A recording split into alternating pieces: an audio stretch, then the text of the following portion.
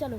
Hello दोस्तों, मैं doctor Rohtas आपके लिए आज एक दोबारा नया वीडियो लेकर आया हूँ कोरोना वायरस पे। अब से पहले मैंने एक वीडियो डाला था जिसमें लिखा था कि बिना ऑक्सीजन सिलेंडर के जान कैसे बचाई जाए, तो उसका हमें बहुत ही अच्छा रिस्पांस मिला दर्शकों का। ये वीडियो हमारी 2 करोड़ को भी क्रॉस कर गई है। 2 करोड़ लोग देख चुके हैं लगभग, ऑल ओवर इंडिया में, अक्रॉस इंडिया में भी चली गई है। तो अब इसमें हमारे पास जो फ़ोन कॉल आए, उन फ़ोन कॉल में हमें ये समस्या मिली पेशेंट से कि उनको छाती में दर्द है, बलगम फंसा हुआ है, जिसके कारण ऑक्सीजन लेवल नहीं बढ़ पा रहा। हॉस्पिटल में वेंटिलेटर पे भी लोगों का ऑक्सीजन लेवल नहीं बढ़ रहा और ऑक्सीजन सिलेंडर से भी नहीं बढ़ पा रहा, क्योंकि जब तक चेस्ट के अंदर बलगम फंसा हुआ है, वो बलगम बाहर नहीं आएगा, तब तक ऑक्सीजन लेवल नहीं बढ़ेगा। तो इसके लिए आज ये वीडियो में हम समझा रहे हैं। इसे बोलते हैं कि कुंजल क्रिया। कुंजल क्रिया कैसे किया जाए, इसे वमन क्रिया भी कहते हैं, उल्टी करना भी कहते हैं। तो इसमें कुछ सावधानियां भी बरती जाती है और इसके कुछ फ़ायदे भी होते हैं। जो सावधानियां बरती जाती है वो भी बताएंगे और इसके फ़ायदे भी आप ध्यान से समझिए। कुंजल क्रिया, वमन क्रिया या उल्टी करना, ये अलग अलग भाषाओं में समझा जाता है इसको। तो इसके जो फ़ायदे होते हैं वो छाती में जमा कफ निकल जाता है, उससे ऑक्सीजन लेवल बढ़ जाता है, चेस्ट क्लियर हो जाती है, सांस क्लियर आ जाती है, पेट में किसी को एसिड होती है, खट्टी डकारें होती है, कब्ज होता है, कुंजल क्रिया से वह ठीक हो जाता है। कब्ज गैस में तो होता ही है, इसमें माइग्रेन के बहुत अच्छे रिजल्ट आते हैं। माइग्रेन इससे पूरा चला जाता है। बीपी लो में ये की जाती है, बीपी लो ठीक हो जाता है। 8 से 10 दिन में ये एक बार करनी होती है। इससे आँख की नज़रें जो कमज़ोर होती है वो भी ठीक होती है, उनमें भी आराम मिलता है, और कानों के जो रोग होते हैं उनमें भी आराम मिलता है। ये इसके फ़ायदे हुए। अब इसके सावधानियाँ, किन किन बीमारियों में इसको हम ना करें, उनमें आता है सावधानी। सबसे पहले कि किसी को हार्ट की प्रॉब्लम है, बीपी हाई है, या नाक से ब्लड आता है, या डाइजेशन सिस्टम से कोई रक्त स्राव होता है, या फिर स्टोमक में पेट के अंदर छाले हो गए हैं, कोलाइटिस हो गए हैं, तो ऐसी स्थितियों में यह कुंजल क्रिया बिल्कुल नहीं करनी चाहिए। इसके गंभीर परिणाम देखने को मिलते हैं। तो अब आपको बताते हैं कि कुंजल क्रिया सही विधि से कैसे की जाए, घर पे ही, बिना पैसा खर्च किए, बिना हॉस्पिटल जाए। चेस्ट के अंदर जमा या गले के अंदर जमा हुए बलगम को बाहर निकालने की आसान प्रक्रिया। 4 गिलास पानी पीना होता। लीजिए पानी, बैठ। ये कागासन में बैठना होता है और ऐसे 4 गिलास पानी पीना होता है। यह पानी जल्दी पीना होता है और 4 गिलास पीना होता है। हल्का गर्म कर लेना चाहिए पानी को, हल्का गर्म पानी। जल्दी 4 गिलास पिए या 3 गिलास पिए, जितना पेट के अंदर आसानी से आए। बहुत ज़्यादा भी नहीं पीना है। और फिर खड़ा होना है, वहाँ से हाथ को दबाना पेट के, हाँ ऐसे, इतना झुक के ही खड़ा होना, सीधा खड़ा नहीं होना है।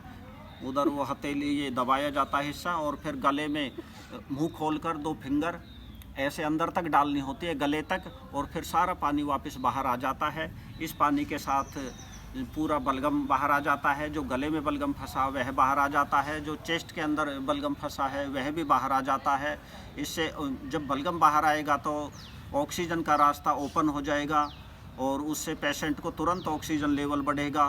पेशेंट को एक बड़ी राहत मिलेगी। जो अंदर वायरस है, बलगम है, सारा बाहर हो जाएगा। पेशेंट को एकदम चैन पड़ जाएगा और उसको बहुत अच्छा रिलैक्स हो जाएगा।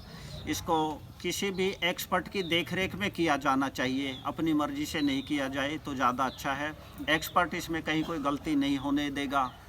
किसी को मैंने सावधानी और फ़ायदे सब बता दिए, उनको बार बार ध्यान से देखना समझना चाहिए। ऐसे ही नहीं करें अपनी मर्ज़ी से। इसके फ़ायदे और नुकसान दोनों बताए हैं। एक बार मैं फिर से बता देता हूँ कि कहीं किसी से कोई गलती ना हो जाए।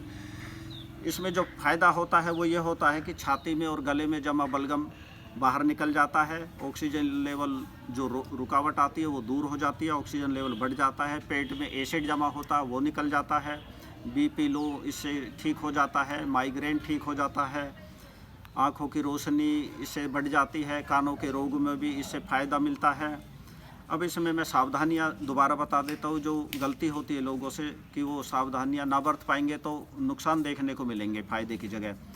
सावधानी ये बरतनी होती है कि पेट में अल्सर है तो वो नहीं कर सकता कुंजल क्रिया, हर्निया वाला नहीं कर सकता, और बीपी हाई वाला नहीं कर सकता, किसी को हार्ट में कोई प्रॉब्लम है किसी भी तरह की तो हार्ट वाला नहीं कर सकता, अल्सरेटिव कोलाइटिस वाला नहीं कर सकता, पाचन क्रिया में कहीं रक्त स्राव हो रहा है तो वह भी इसे नहीं कर सकता।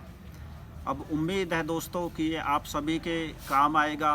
ऑक्सीजन लेवल बढ़ाने के लिए इसको क्रिया को किया जाए और अपना जीवन बचाया जाए। चेस्ट में ज़्यादा बलगम होने की वजह से सांस में रुकावट आती है और एक्सपायर हो जाते हैं पेशेंट। ये एक मामूली सी प्रक्रिया करके ये कर सकते हैं।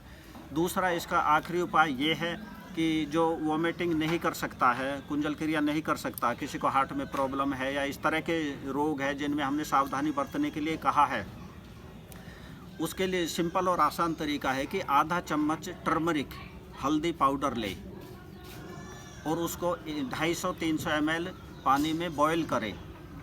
जब बॉईल होते होते पानी आधा रह जाए तो उसको हल्का ठंडा करके और चाय की तरह धीरे धीरे पिए। ऐसा सुबह पिए एक बार और फिर एक बार दोपहर को दोबारा पानी तैयार करके पिए, फिर शाम को भी पिए। दिन में 3 बार ये पीना है। इससे भी चेस्ट का बलगम, गले का बलगम सारा साफ़ हो जाएगा और चेस्ट ओपन हो जाएगी, गला साफ़ हो जाएगा। और बलगम जब नहीं रहेगा तो सांस का अपने आप चालू होना, सुधरना चालू हो जाएगा। ऑक्सीजन लेवल काफ़ी बढ़ जाएगा, यानी कि इस क्रिया करने के बाद ऑक्सीजन सिलेंडर की भी ज़रूरत नहीं रहेगी। वेंटिलेटर पे जो लोग आज परेशान हैं उनको भी इस हल्दी के पानी पीने से फ़ायदा मिलेगा। चलो थैंक यू दोस्तों। एक और इस पे एडवांस नॉलेज का वीडियो हम जल्द लेकर आएंगे। देखते रहिए डॉक्टर रोहतास का चैनल। इसे सब्सक्राइब करें, लाइक करें, शेयर ज़रूर करें ताकि लोगों की जान बचाई जा सके और ये वीडियो इंटरनेशनल लेवल तक जाना चाहिए, जैसा कि हमारा पहला वीडियो इंटरनेशनल लेवल में गया है। तो चलो धन्यवाद, थैंक यू जी।